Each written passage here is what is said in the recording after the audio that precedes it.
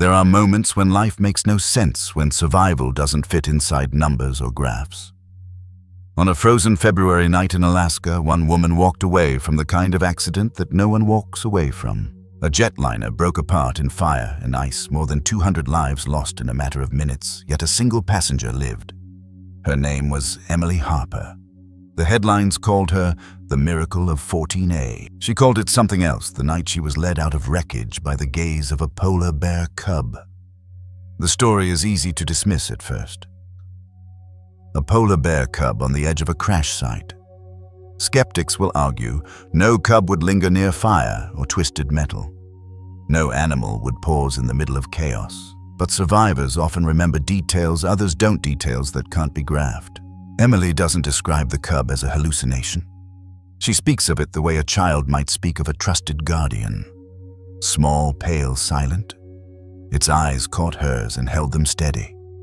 And in that stillness, she moved when she thought she had no strength left. To explain why this matters, you need to think about instinct. Humans spend a lifetime teaching themselves to reason through situations, to pause to check logic. But when survival is at stake, the brain doesn't calculate.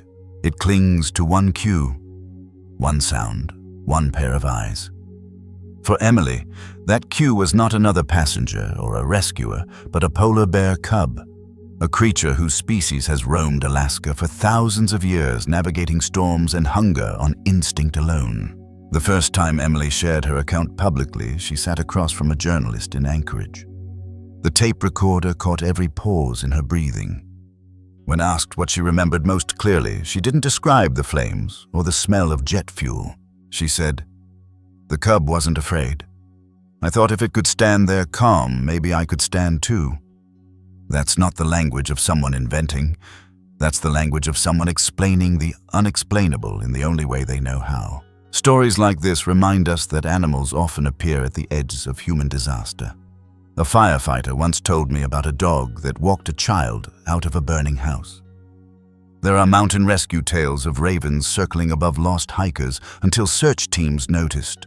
And in coastal Alaska, elders have told for generations of polar bears appearing as omens, not always of danger, but sometimes as signals that life can continue.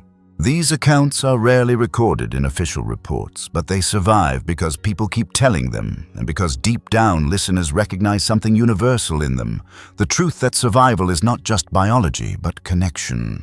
For Emily, that night was not about luck. She'd been assigned to a seat near the back, but moved almost without thinking when the gate agent offered her 14A. That seat placed her next to an emergency exit above the wing. Survivability studies later showed her odds should have been close to zero, but the angle of the fuselage collapse created a gap right at that row. Had she stayed in the back, there would have been no way out. She didn't know the math, she just felt a nudge to move. And when the time came when her body was shaking from smoke and cold, it was the steady presence of the polar bear cub that carried her forward. Sometimes survival comes from noticing what others overlook. Emily could have closed her eyes. She could have said, "I must be imagining this," but instead, she accepted the presence in front of her as real enough to act on. Whether the cub was flesh and blood or something more mysterious, her choice was the same move toward life.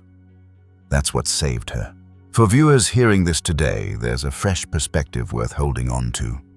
In an age of constant noise alerts, warnings, data, we often ignore the quiet signals. We forget that instinct isn't outdated. It's older than language. Animals survive because they trust it. And sometimes when life strips everything else away, a human can survive the same way by trusting one silent sign in the dark. Think about your own life. Maybe you've never walked out of a plane crash, but maybe you've had a day when you felt lost and out of nowhere a glance or a gesture gave you direction. It could have been a wild animal in the forest, a family pet, or even a stranger who didn't say a word. Those moments matter because they remind us we're not navigating this world alone. The instinct to keep going can be passed from one soul to another without words, without reason. Emily's story begins in Alaska, where polar bears are not mythical. They are part of the landscape, part of survival. Cubs stay close to their mothers for years, learning how to endure winter, how to move across sea ice, how to find a seal's breathing hole in endless snow.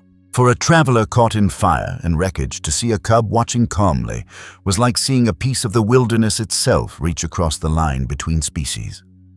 Some will argue it was a coincidence or trauma or imagination, and that's fine. Even Emily admits she cannot prove it. But here's the thing, proof was never the point. The point is what she did when she saw those eyes. She moved. And because she moved, she lived. As we open this journey together, you'll notice this isn't just about one woman or one crash. It's about how survival unfolds when reason fails, about how wildlife and humans sometimes cross paths in ways we can't explain. It's about how a polar bear cub, fragile and fierce, became the unlikely symbol of hope in the deadliest night of Emily Harper's life. Hold on to that image, the small cub standing unafraid, its eyes locking with hers, because in the next part, we'll walk with Emily back to that ordinary February morning when the flight was still on schedule, when nothing seemed strange, and when she made a choice that would place her in seat 14A, the seat the world would later call impossible. The day began without warning. No storm, no sense of danger, just the quiet rhythm of a winter morning in Fairbanks. Emily Harper rose early, her suitcase already by the door. She moved slowly, not out of reluctance, but from the weight of travel that had become routine. A flight south to Anchorage was nothing extraordinary. Business travelers did it weekly. Families did it for school. Hunters did it for supply run. She joined the line of passengers with no reason to suspect her life was about to be torn open. At the gate, the attendant smiled, scanning her ticket. Her seat was marked for the back of the aircraft near row 26. As she waited, she tapped her phone, sent a short message to her sister in Juneau. "See you in a few days. No drama, no farewell. Just a thread of ordinary life that I never imagined could be cut."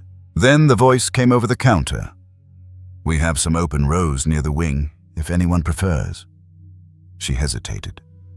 Rows near the wing weren't usually her choice. Less turbulence was a myth. Sometimes the hum of the engines was louder there. Still, something nudged her. She stepped forward and asked to move. "Quite the attendant said. The corner of Emily's mouth twitched as if answering a question no one had asked. She accepted the slip of paper. That seat placed her just above the wing beside an emergency exit. Later analysts would draw diagrams showing how the fuselage cracked around that point, creating a narrow path to the outside.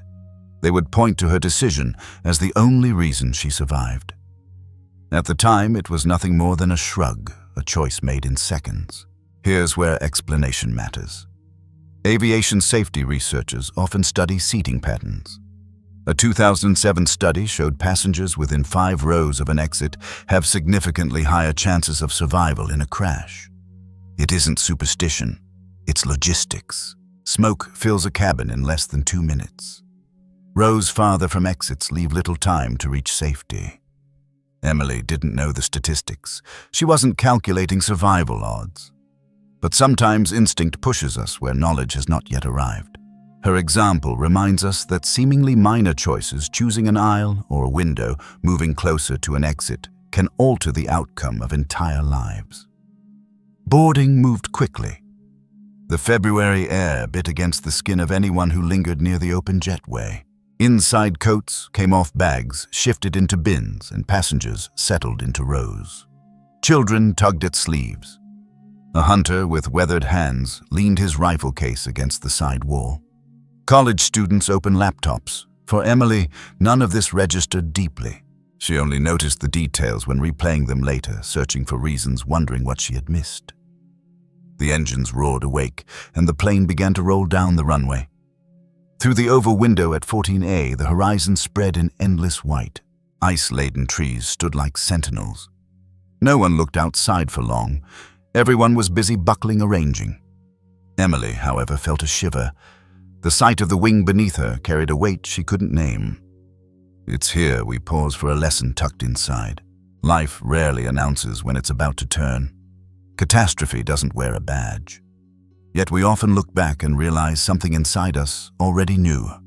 A pause, a hesitation, a pull in one direction instead of another.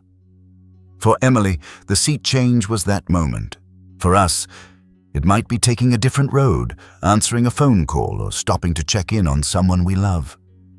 The small actions matter. They form the scaffolding of survival long before the storm arrives. The aircraft lifted smoothly, nose cutting through a clear sky. Passengers leaned back, some closing eyes, some beginning conversations. The flight attendant passed down the aisle with quiet reminders.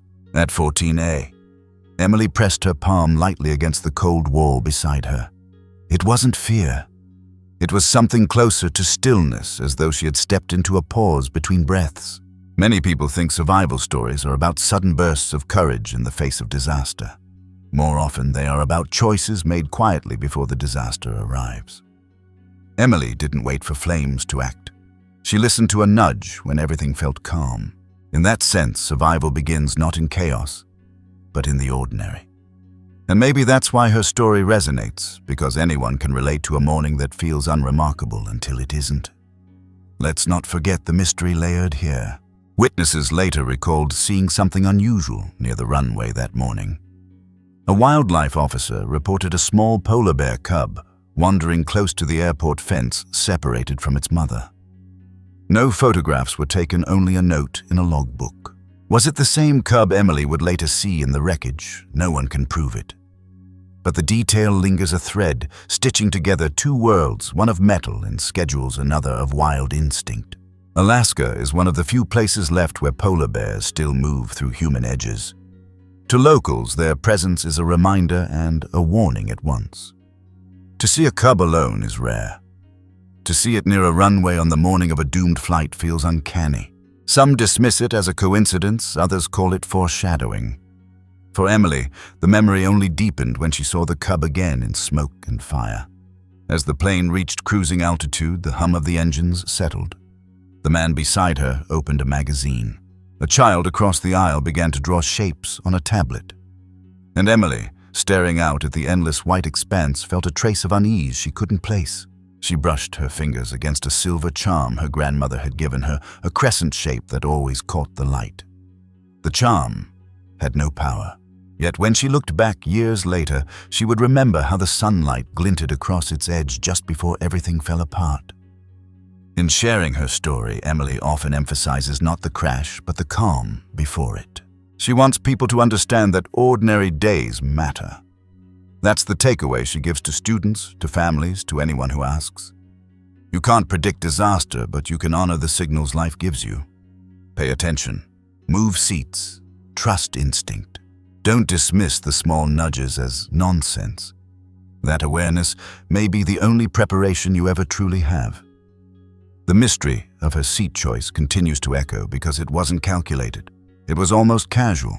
And maybe that's why it carries weight, because it reminds us that everyday choices carry more consequence than we allow ourselves to believe. So the plane cut through clear skies, leaving Fairbanks behind. Passengers read, slept, and planned. No one knew the engines would soon falter, that fire would swallow the fuselage, that only one life would be carried out. Emily sat at 14A, window view open to white tundra, unaware that history had already written her name.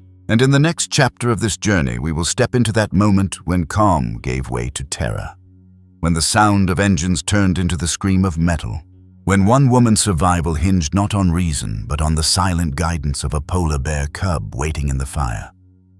It began like any other climb into the sky. The jet lifted smoothly, wings tilting, engines humming their familiar roar. Emily Harper rested her head against the window at seat 14A, watching the Alaskan landscape sink into the distance. The white stretch of tundra seemed endless, stitched with rivers of ice. Her thoughts were ordinary. How long until landing, what she might eat for dinner, until a sound shattered the rhythm. A sharp bang rattled the cabin. Not turbulence, not routine. Passengers jerked upright, heads swiveling. Emily felt the floor beneath her vibrate as if something massive had struck from below. Within seconds, the left engine coughed, belched flame, then sputtered into silence. The other engine strained harder, but the plane no longer climbed. It staggered, heavy, pulling downward. Screams filled the cabin raw and high.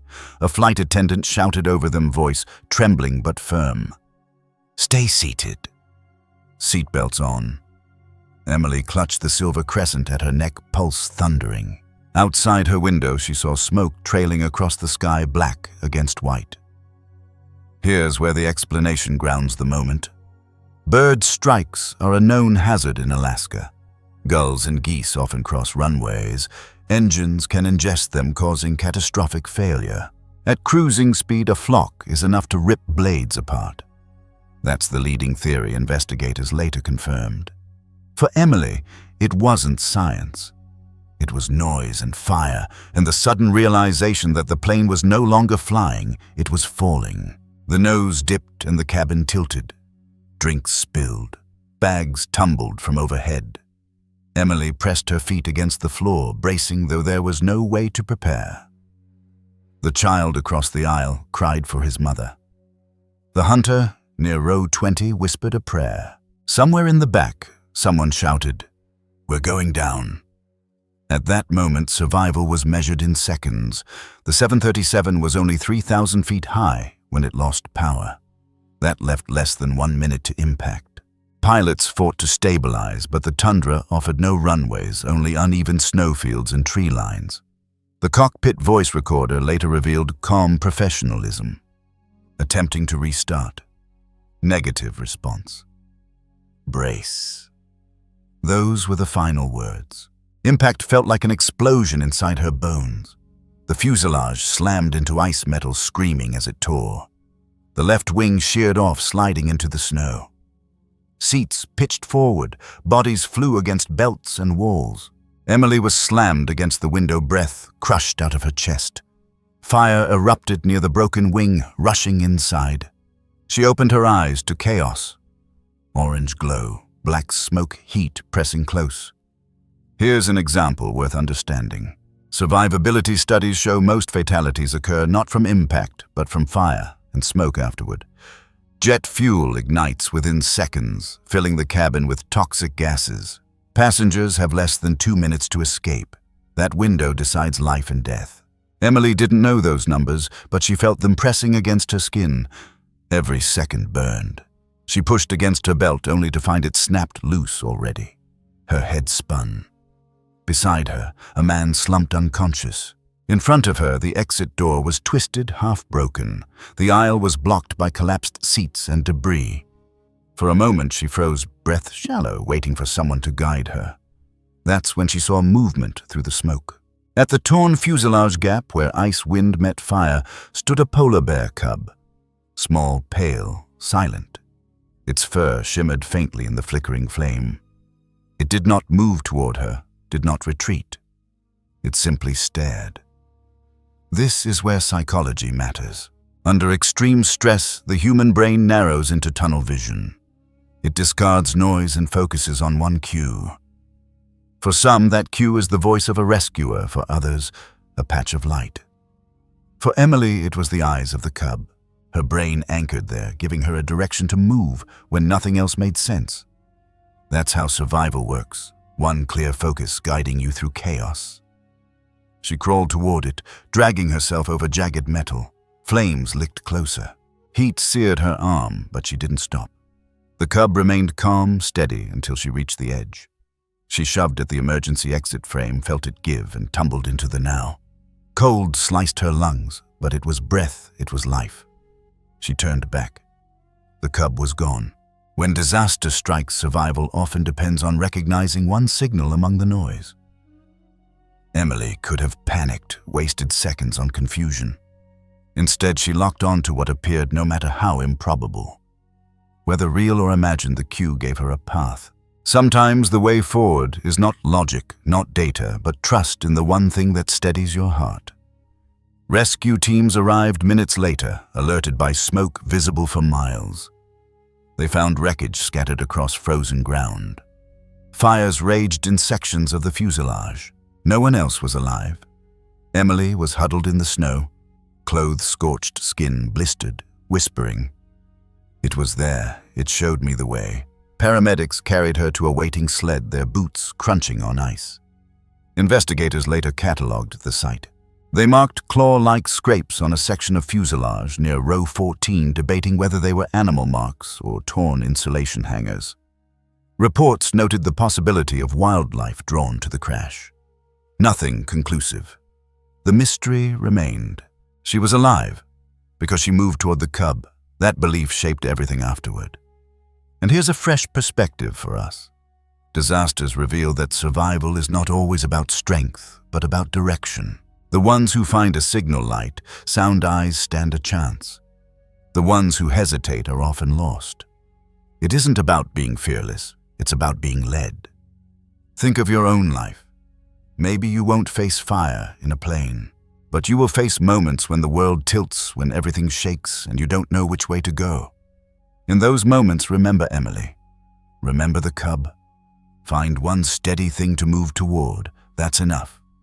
So the wreckage burned on the tundra. Headlines would later call it a tragedy, a miracle, an anomaly. But for Emily Harper, survivor of Seat 14A, it was something quieter, something harder to explain. She didn't survive because the odds favored her. She survived because in the smoke she saw eyes that told her not to stop. And in the next part of this journey, we'll step inside that silence after survival. The hospital rooms, the headlines, the disbelief, and see how one woman carried a story. The world struggled to believe. Smoke thickened like a wall. Emily Harper could barely see her hands, let alone the way forward. Every breath cut like knives. The fuselage hissed and popped around her as fire crawled along the floor. The aisle was blocked with collapsed seats. She felt trapped inside a shrinking box. Then came stillness. In the middle of the chaos, a gap opened through the haze. And there, standing where steel had torn wide, was a polar bear cub. Its body looked fragile against the burning frame, its fur tinted orange by the flames. It didn't whimper, didn't retreat. It simply stared, its dark eyes fixed on hers. She froze. Was it real? Her lungs screamed for air. Her mind begged her to crawl anywhere, but her body locked onto that gaze. In those seconds, she forgot the screaming metal. She forgot her pain. All that remained was the steady presence of a wild creature that should not have been there. Here's the explanation that gives sense to the impossible. Under extreme stress, survivors often enter what psychologists call tunnel vision. The brain, overwhelmed, strips away noise and focuses on one clear signal. For some, it's the flash of an exit sign. For others, it's the voice of a rescuer. For Emily, it was the eyes of that polar bear cub. Her mind filtered out everything else. It gave her direction when logic had shut down. And she acted. She pushed forward, dragging her legs through debris. A jagged panel sliced her thigh. The heat seared her arms. But the cub didn't move. Its gaze anchored her. She reached the bent exit door, shoved with the last of her strength, and felt it give way. Snow blasted through the gap, cold, cutting her face. She crawled into that breath of air, rolling into ice alive.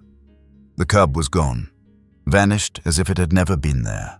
Here's an example to show why this detail matters. In 2001, firefighters in Colorado reported a dog leading a child out of a burning house, staying beside him until crews arrived. In Japan, survivors of the 2011 tsunami told of cats running to high ground hours before waves struck their behavior, alerting families who followed. Across cultures, people recall animals appearing at thresholds of disaster. Rare, unprovable, yet unforgettable. Emily's story fits into that same pattern. When reason fails, instinct often comes through another being's presence. When life narrows into chaos, pay attention to the one signal that feels steady. It may not make sense in the moment. It may seem irrational. But acting on it can be the difference between stillness and survival. Emily trusted the eyes in the smoke. That trust pulled her forward. And here's a fresh perspective. Modern culture teaches us to doubt anything that can't be measured. Yet survival isn't only about data. It's about recognition. A wild animal doesn't know how to lie. Its gaze is free of agenda. That's why Emily believed it. In the quiet of those seconds, she accepted guidance from a being whose instinct has carried its species through centuries of Arctic storms. Investigators later debated what she saw. Some called it a hallucination from smoke inhalation. Others noted reports of polar bear cubs wandering near settlements during winter famine. One ranger swore claw-like scrapes were visible on the fuselage near row 14. Another dismissed them as torn insulation. No evidence settled the matter. But for Emily, proof was never the point. Survival was. And survival had a face. Imagine it this way. You're trapped, your lungs failing, your world collapsing in fire. You look up and see calm eyes that tell you to keep moving. Whether animal hallucination or something in between, does it matter? If it saves you, it's real enough. That's the deeper takeaway. Survival often comes not from certainty, but from trust. We're taught to rely on facts, but in the most fragile moments, facts don't arrive fast enough. Instinct does. And sometimes instinct comes through the gaze of a creature you never expected to see. For Emily, the cub became more than a memory. It became meaningful. In interviews later, she repeated the same line. It wasn't afraid, so I couldn't be either. Those words carried her through rehabilitation, through grief, through the loneliness of being the only survivor. Think about that for a moment. The cub never touched her, never spoke, never led her by paw. It simply stood in the fire, steady, and that steadiness was enough. How often in our own lives do we overlook the power of still presence? We wait for grand gestures, for rescues, when sometimes all we need is someone or something willing to hold our gaze when everything else is breaking. For Emily, that gaze is why she's alive to tell the story. Rescue teams pulled her from the snow minutes later. Reporters would call her miraculous, officials would call her lucky. She called herself guided. When asked if she believed the cub was real, she answered, "I don't know what I believe. I only know I moved because it looked at me." And that's the mystery we carry forward. Was the cub flesh and blood separated from its mother, drawn to light and smoke? Was it a hallucination, the mind's desperate invention? Or was it something older? Something whispered in stories of Alaska's elders. Of guardians in animal form. The truth may never be proved, but the power of the story is that it doesn't need proof, it only needs memory. As we step into the next part of this journey, Emily lies in a hospital bed, body burned, lungs weak, yet alive. Around her swirl cameras, headlines, disbelief. The world wants evidence. She only has a story that in the smoke eyes steadied her. And that is where we turn next, to the aftermath, to the questions, to the struggle of holding on to a truth the world may never fully accept. When Emily Harper opened her eyes, the world was white. White walls, white ceiling, white sheets tucked around her. The smell of antiseptic stung. Machines clicked in rhythm with her breath. She reached for her side and felt the tug of bandages, the ache of skin that had been burned. A nurse leaned close, whispering, "You're safe now. Safe." The word felt too large, almost foreign. She had walked out of twisted metal into snow. She remembered the polar bear cub. She remembered its eyes. But here in a hospital room in Anchorage, no one spoke about that. They spoke about survival odds, about rescue teams, about statistics that didn't include her. Doctors explained what had happened. Severe smoke inhalation. Second-degree burns along her arm and leg. Bruises from impact. She nodded through it, but her mind drifted back to the wreckage. The cabin had been filled with people, and yet she was alone here. The silence pressed harder than the pain. Reporters crowded outside her door. Headlines filled the evening news: sole survivor of Alaska plane crash. Miracle at seat 14A. Some called it chance, others divine intervention. Photographs of the wreckage looped on TV screens, flames, snow rescue sleds cutting across ice. Her name appeared in scrolling text. Her face, pale and stunned, became the symbol of something the world couldn't explain. Here's where clarity helps. Survivorship bias often shapes stories like Emily's. Out of hundreds, one life endures, and that life becomes the focus. The media highlight the extraordinary, building narratives of luck or miracle.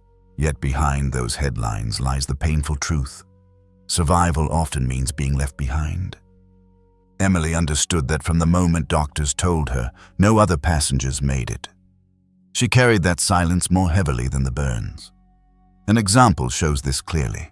In 1972, a crash in the Andes left one young woman alive among dozens lost. The world called her blessed, but she later spoke of the crushing weight of solitude of explaining again and again why she was the only one left. Emily now felt that same burden. Every camera lens asked, "Why you?" And she had no answer except the memory of the cub. Survival is not only about living, it is about carrying the absence of those who did not. That weight can feel unbearable. Yet acknowledging it, naming it, is the first step toward healing. Emily didn't call herself chosen. She called herself left.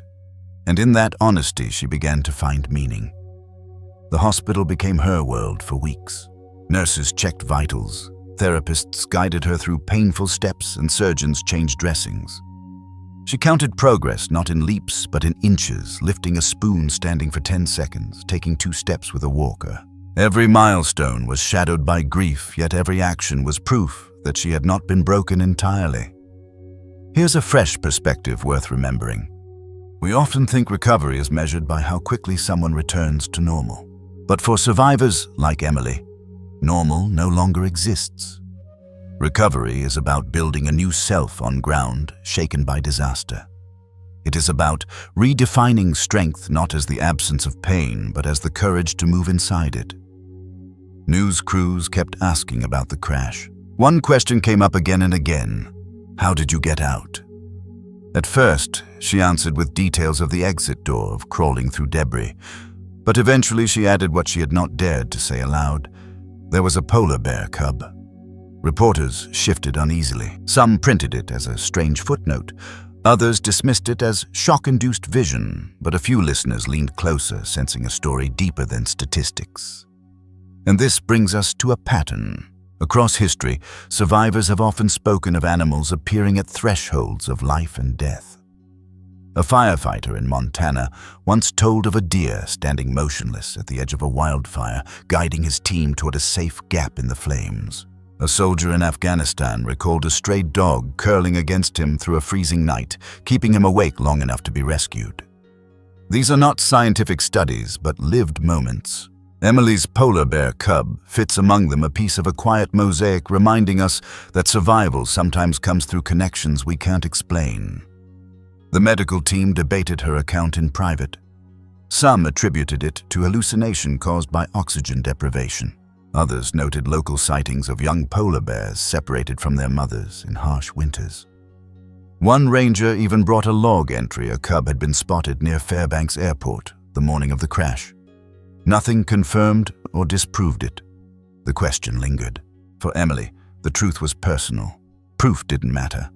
What mattered was that she had locked eyes with something steady when her world collapsed, and that steadiness had carried her out. That truth gave her strength in rehab sessions, in nights when nightmares woke her drenched in sweat, in mornings when she wondered if survival had been worth it. Here's where we pause for a lesson for anyone listening. When disaster strikes, people will search for explanations. Was it luck? Was it divine? Was it a coincidence? But explanations rarely heal. What heals is meaning. The meaning you choose to hold on to. Emily chose the cub. And by holding on to that story, she gave herself a way to walk through the grief. In time, the headlines softened. Media attention moved on. The hospital grew quieter. Emily's days became less about interviews and more about slow steps down the hallway. Yet the mystery remained. Every time someone asked, she returned to the same words. It wasn't afraid, so I couldn't be either. Here's a perspective that shifts how we see this. In Western culture, animals are often seen as background scenery in documentaries, statistics, and conservation reports. But for those who live close to the land, animals are companions in survival. They warn, they guide, they endure. Emily's cub, whether real or imagined, pulled her back into that older truth that humans are not separate from the wild, but held within it. As she prepared to leave the hospital, Emily faced a choice. She could bury the story, dismiss the cub, and move forward as the miracle passenger. Or she could carry it, share it, let it reshape how she lived. She chose the latter. Quietly, without drama, she began telling people not just about the crash, but about the eyes in the smoke. Some believed, some doubted, but each time she told it, the memory steadied her a little more. The headlines eventually faded, but Emily's journey had only begun. She had survived fire and ice, but now she had to search for proof or understanding for something that would connect her memory to the wider world. And that search would lead her beyond hospital walls into wildlife sanctuaries, ranger outposts, and cultural stories older than any headline. And that is where we turn next, to the quest for evidence for history, for the possibility that the cub was not just a vision in smoke, but a living part of Alaska's wild heart. When Emily Harper left the hospital, the world outside felt unfamiliar. Snow still fell. People still walked sidewalks with coffee cups in hand, and cars still rolled past on icy streets. Yet for her, everything had shifted. She was the only one who had walked out of the crash alive, and she carried a story most didn't believe. If she were to find peace, she needed more than headlines. She needed proof, or at least something that could make sense of the polar bear cub she had seen in the smoke.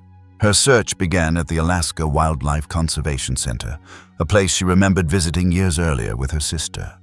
The sanctuary stood at the edge of mountains and water, a haven for orphaned and injured animals. It was known for moose, black bears, eagles, and sometimes polar bears brought down from the north. Emily hoped that within its fences she might find a clue, a record, anything connecting her memory to the real world. A caretaker named Daniel met her at the gate. He had worked there for 20 years, raising cubs brought in after their mothers were shot or lost. His face weathered by cold, his hands steady from years of tending wild lives. He listened as Emily told her story. She didn't hide details. She spoke of the eyes, the stillness, the way she had moved, because the cub was not afraid. Daniel didn't laugh. He nodded slowly, then led her inside a low building filled with file cabinets and logbooks. He explained how the sanctuary tracked every cub that passed through intake notes, medical charts, and release dates. "We keep records because each life matters," he said, pulling a notebook worn from years of use. He flipped to a page from the previous winter. There, in careful handwriting, was a line, "Polar bear cub, estimated 10 months. Found near Prudhoe Bay after mother's death. Transported, rehabilitated, and released in December." The dates lined up almost exactly with the crash. Could it have been that cub? No one could say. Polar bears roam vast distances. Cubs are rarely seen alone, but harsh winters scatter families. Daniel closed the book and placed his hand over it. "I can't tell you if what you saw was this cub," he said.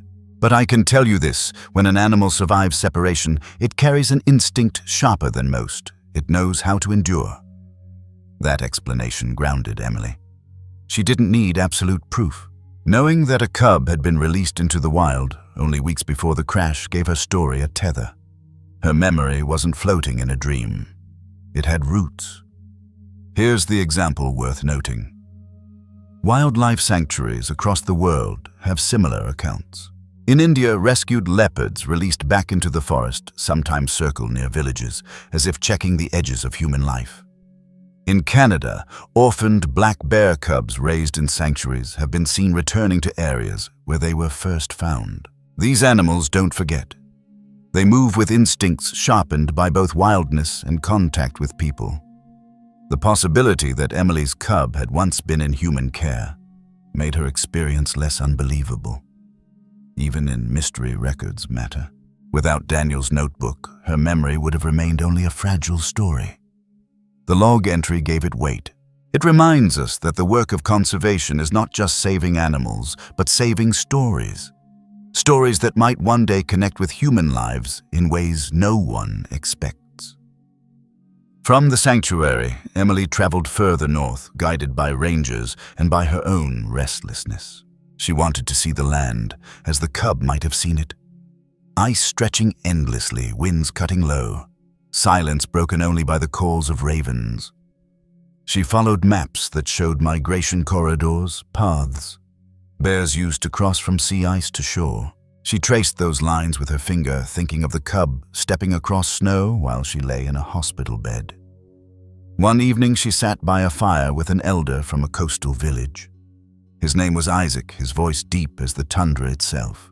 She told him about the crash and the cub. He listened without interruption. When she finished, he said softly, "In our stories, Nanuk Paktuk, the little bear, appears to those who are lost. It does not save with pause. It saves with presence. If you saw it, it means you were meant to keep walking." That cultural anchor added another layer. It wasn't science, not in the way investigators demanded, but it was wisdom older than airports and jetliners. To Emily, it felt like a bridge between her private memory and a collective history of survival told through animal forms. Searching for proof is not always about finding photographs or evidence that can stand in a courtroom. Sometimes it's about finding resonance signs that your story lives inside a larger pattern. Science and tradition can meet without contradiction. The sanctuary logbook offered data. The elder offered meaning. Together, they gave Emily something sturdier than headlines, a sense that her experience, however mysterious, belonged to the land itself. The world outside still debated her words. Articles dismissed her claim and commentators called it trauma-induced vision. But Emily no longer felt the need to convince. She had seen the sanctuary's record. She had heard the elder's story. Between them, she found a truth wide enough to walk inside. So what is the lesson for us? That healing often requires both fact and story. Too many facts alone can feel cold, leaving mystery unacknowledged. Too much story without fact can feel fragile, easy to break under doubt. But when the two meet, when a logbook line matches a memory, when a cultural legend echoes a lived moment, healing takes root. Emily carried that understanding with her as she continued her journey. Each step in rehab, each night of restless dreams, she reminded herself, it wasn't afraid, so I couldn't be either. The cub had steadied her in the fire. The sanctuary and the elder had steadied her in doubt. Proof wasn't absolute, but it was enough. And now the search moved inward. She had followed trails of record and legend. She had listened to science and story. What remained was grief, the unspoken weight of being the only one alive when so many had been lost. That grief would shape her next steps, not in headlines or logbooks, but in the quiet of her own heart, to the meaning of survival, to the loneliness that lingers after rescue, and to the ways Emily began learning to live again. Emily Harper left the sanctuary with a notebook in her bag and a legend in her heart. She had seen evidence that a polar bear cub had been released into Alaska's wild only weeks before her flight. She had heard an elder's voice tell her that in ancient stories the little bear guided the lost. Yet even with those pieces, her nights were restless. She had proof enough to steady her memory, but not enough to silence the grief of being the only survivor. Back in Anchorage, life moved forward for everyone else. Planes still flew, families still filled coffee shops, and children still laughed in snowy parks. For Emily, every sound carried an echo. The hiss of a bus brake reminded her of the engine failing. The crackle of a fireplace sent her back to the fuselage flames. Even laughter sometimes hurts because she remembers the voices on the plane that would never laugh again. Doctors told her these were symptoms of trauma. Psychologists called it survivor's guilt. She called it the silence after the crash. She struggled not with how she lived, but with why she alone had lived. That question pressed harder than any wound. Here's the explanation worth sharing. Survivor's guilt is common in disasters. When one person endures while others do not, the brain searches for logic. It blames itself, invents reasons, and questions every decision. It is not rational, but it is real. For Emily, guilt came in waves. Why did she switch seats? Why did she crawl when others could not? Why had the cub chosen her? She sought therapy. A counselor guided her to speak her memories aloud, no matter how strange. She described the cub again and again, its eyes steady, its stillness in fire. At first, she feared being dismissed. Instead, the counselor said softly, "That image saved you. Honor it. Don't erase it." That response shifted something inside her. Here's an example of how meaning can grow from grief. In 2018, a woman survived a mudslide in California that destroyed her neighborhood. She later told researchers that she kept a single memory close to the sight of a hawk circling above her driveway just before the ground gave way. She believed that the hawk gave her the strength to run uphill. Whether real or symbolic, that memory anchored her healing. Emily's cub carried the same role, not proof for the world, but a guide for her own heart. Grief doesn't vanish when you survive. It reshapes. It lingers in mornings and in dreams. But meaning can give it contour so it doesn't crush. Emily began to understand that her task was not to justify survival to others, but to live in a way that honored the gift she had been given. She found ways to do this quietly. She volunteered at the sanctuary once a week, helping prepare food for rescued animals. She walked along coastal trails, leaving small offerings of driftwood, carved with the number 14, her seat of survival. She wrote letters to the families of those lost, though most she never sent. In each action, she sought to weave grief into something that could breathe. Here's a fresh perspective. We often speak of miracles as events outside of us, lightning strikes of fate. But perhaps miracles are invitations, moments asking us to carry forward a story that might help others. Emily's survival was not the end of her ordeal. It was the beginning of her responsibility. She was asked to keep walking even when walking hurt, and that itself was the miracle. Her story reached beyond Alaska. Emails arrived from strangers who had survived car accidents, wildfires, and floods. Many wrote of animals appearing in their moments of fear, a dog barking until they woke a bird hovering just before they turned back from a path, a deer standing still until they noticed danger nearby. Each message reminded Emily that she was not alone. The cub's eyes had steadied more than one life. They had opened a door for countless others to share their own stories. And yet, loneliness remained. Nightmares still woke her. Some days she sat in silence for hours, holding the silver crescent charm, whispering the names of passengers she remembered. Healing was not linear. Some days she felt strong. Others, she felt lost. That is the truth of living with grief. It doesn't disappear, but it can soften like snow settling over broken ground. You don't erase pain by denying it. You walk with it. You give it shape. You let it become part of your new self. Emily learned this slowly. She stopped asking why she survived and began asking how she could live in a way that gave the loss meaning. She decided to write.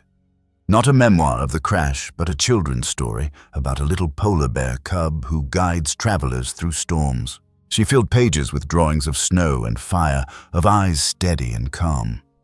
She didn't write for recognition. She wrote so children would grow up believing the world still held mystery, held kindness, still held guardians waiting in silence. And that brings us to a fresh perspective for all of us. In a world filled with noise, with news cycles that strip stories to headlines, there is value in choosing to tell the deeper story, the one that carries both grief and wonder. Emily didn't want to be remembered as the miracle of Seat 14A. She wanted to be remembered as someone who listened to the gaze of a wild creature and kept walking. As time passed, she visited the crash memorial, quietly laying a small carved bear at its base. No flowers, no speeches. Just the figurine and her whisper, "Thank you." It was her way of giving back to the silence that had once given her life. Meaning is not something we find once and keep. It is something we build every day in how we live, how we carry grief, and how we honor the stories that shaped us. Emily's life became that practice. She was no longer just surviving. She was living with the story. And that is where we move next to the emotional payoff, the final step where Emily's healing becomes not only her own, but a gift for others, a message of survival, kindness, and connection that invites us all to believe again. Emily Harper stood once more on the tundra months after the crash. Snow stretched empty and endless. The wreckage was gone, cleared by crews, but the silence remained. She bent down, scooped a handful of snow, and let it fall through her fingers. It was a gesture she had done as a child, as if to say, "I'm here, I'm still breathing." This time it carried more weight. She placed a small wooden carving of a polar bear cub at the site and whispered, "Thank you." Then she turned and walked back toward the waiting truck. That act, quiet and almost unseen, was the final piece of her journey. Not a headline, not a documentary, not an interview, just a woman and a carving left in the snow. In that moment, she no longer needed proof. She no longer sought answers from investigators or scientists. She had found what she was searching for, a way to live with her story. Here's the explanation of why this moment matters. Survival is never just physical. It's emotional, spiritual, communal. A survivor has to find a balance between memory and the future. For Emily, the cub's gaze was not just a detail of the crash, it was the bridge that carried her across grief into meaning. The cub became her silent guardian, not because it pulled her out, but because it reminded her she wasn't alone in the fire. Other survivors of disaster often describe something similar. In one study of people who lived through tsunamis, many spoke of animal cues, dogs, barking birds flying inland, that gave them seconds to move. In wildfire zones, families remember deer or coyotes running across highways, sparking the instinct to flee. These wild animals didn't rescue people directly, but their presence became a message. To ignore it would have been fatal. To follow it was life. Emily's cub fit this pattern. It was both real and symbolic, a creature of the Arctic part of an endangered species facing its own fight for survival, and also a guide that reminded her to keep moving. Here's an example that connects further. At a wildlife rescue center in Canada, a ranger once told the story of an orphaned black bear cub that had been rehabilitated and released. Months later, hikers spotted the same bear at the edge of a storm-damaged forest. The cub stood still as the hikers debated which trail to take. They followed the path the cub seemed to face, and only later discovered the other trail had collapsed in a landslide. No one could prove intent, but the hikers said the animal saved their lives. Stories like this are rare, but they ripple through communities because they touch something instinctive. They are wild animal stories that live beyond photographs or data. And that leads to the lesson at the heart of Emily's journey. We often think of guardians as people machines or systems designed to protect us. But sometimes guardians are quiet presences. Wild animals, fleeting signals or instincts passed from creature to creature. You don't need to fully understand them. You only need to trust the guidance when it appears. The polar bear cub in the smoke was Emily's guardian. For someone else, it might be a bird, a dog, or even the stillness of a forest itself. Knowledge deepens the lesson. Polar bears, especially cubs, rarely approach humans. They survive in some of the harshest conditions on Earth, relying on their mothers for years before learning to hunt seals across ice floes. When separated, a cub's chance of survival is slim, yet wildlife sanctuaries sometimes step in rescuing and rehabilitating these endangered animals before releasing them back into the wild. Emily's story connected to that reality. A cub released not long before her crash might have wandered south, curious and hungry, appearing in her moment of need. Science offers this possibility. Culture offers another. Both can coexist, each adding weight to her memory. Emotion threads through every part of this. Emily did not describe the cub with dramatic language. She described it as steady, calm, watching. That calmness in the midst of fire was what steadied her. Think about how powerful that is. Sometimes the way to survive isn't to fight harder or run faster, but simply to let calmness pass from one being to another. Here's a fresh perspective. Maybe miracles are not rare events breaking the laws of nature. Maybe miracles are reminders that nature itself holds wisdom we've forgotten. When a wild animal stands still and stares into your eyes, there is no pretense, no lie. Just truth in its purest form. That's why Emily trusted the cub more than the chaos around her. And that's why the story resonates with so many people, because it reminds us that even in disaster, the natural world may still hold us. What does this mean for us? It means we can carry Emily's lesson into our own lives. We don't need to wait for a catastrophe to recognize the guardians around us. They appear in everyday ways: the dog who nudges us toward the door just before a storm, the bird that reminds us to pause, the small presence that steadies us in grief. These are the silent guardians, sometimes cute animals, sometimes fierce, always honest. And by noticing them, by respecting them, we remind ourselves that humans and wildlife are not separate stories. We are chapters of the same one. Emily eventually published her children's book about the cub. She didn't call it a memoir. She called it a story of wonder. Illustrated with simple drawings, it showed a little polar bear guiding travelers through storms across ice toward home. Children read it in schools. Wildlife photography exhibitions paired her words with images of wild animals, reminding visitors that behind every picture of fur and snow is a being that endures. The book quietly raised funds for animal sanctuaries and wildlife rescue projects. For Emily, it was not about fame, it was about giving back to the silent guardian who had given her life. And so we arrive at the heart of the emotional payoff. Emily's survival was not about luck or headlines. It was about connection between human and animal, between grief and meaning, between the fragility of one life and the endurance of a species.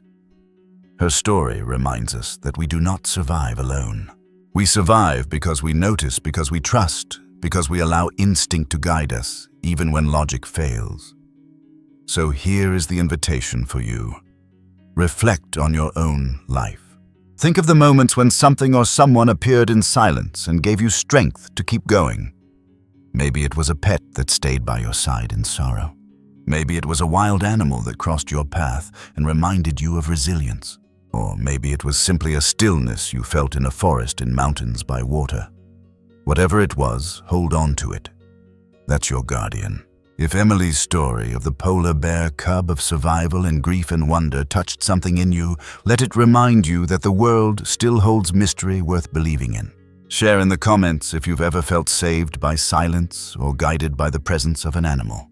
And if you want to keep walking with us through stories of wild animals, animal rescues, sanctuaries, endangered animals, and the unspoken bonds that connect us, then like this video. Subscribe to the channel and ring the bell. The next story might not just make you cry, it might remind you to believe again.